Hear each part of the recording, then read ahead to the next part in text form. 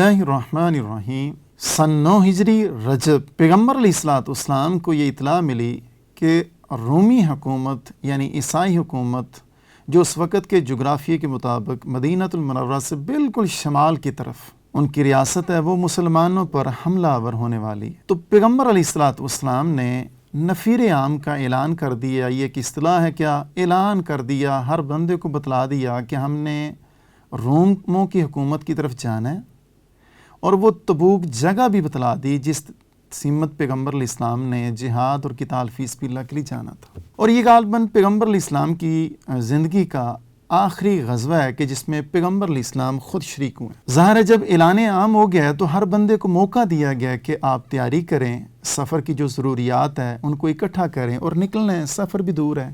اس لیے چونکہ یہ سفر دور تھا، گرمی بھی تھی، قحط کا زمانہ تھا، اس لیے اس کو جیش الاسرہ کے ساتھ بھی تعبیر کیا جاتا ہے۔ ظاہر ہے طے شدہ بات ہے، استثناء ہوگا کہ جو بیمار ہوں گے، خواتین ہوں گے، بچے ہوں گے، ان پر لازم نہیں ہوگا۔ تو پیغمبر علیہ السلام تشریف لے گئے ہیں۔ اس غزوہ میں کعب بن مالک صاحب رضی اللہ عنہ کا بڑا دل نواز واقعہ، وہ حدیث اور تفسیر کی ہر کتاب میں غالباً منقول ہے۔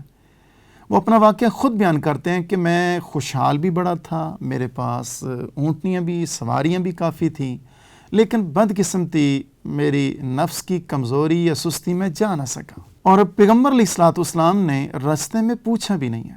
یہ وہی صحابی ہیں، یہ وہی واقعہ ہے کہ قرآن پاک نے اس کو موضوع بنایا، اور پیغمبر علیہ السلام نے واپسی جب کی ہے، مدینہ میں پہنچے ہیں، تو آپ نے مسلمانوں پر پابندی لگا دی ہے کہ ان سے کوئی بندہ کلام نہ کرے۔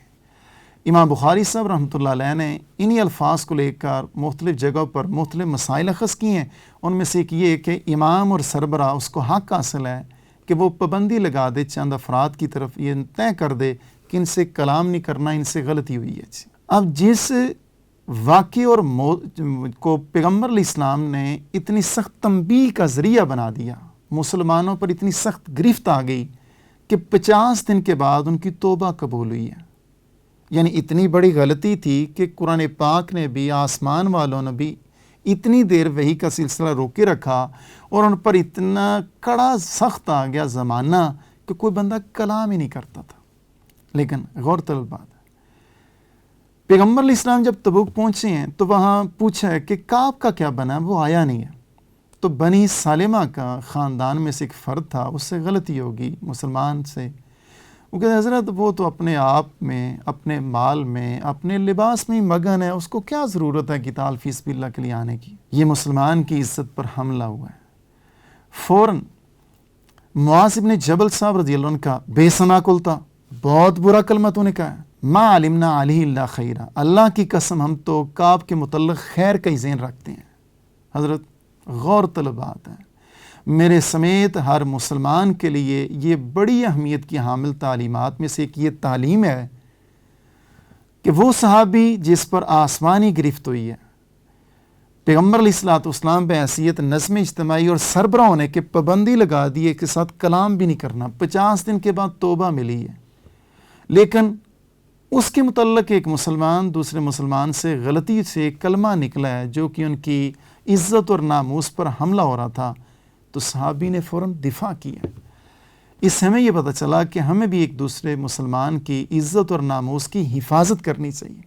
اگر ہم کہیں دیکھتے ہیں کہ کسی کے خلاف باتیں ہو رہی ہیں تو لوگوں کو روک دیا جائے، اگر روک نہیں سکتے تو اس مجلس سے اٹھ کے چلے جائیں۔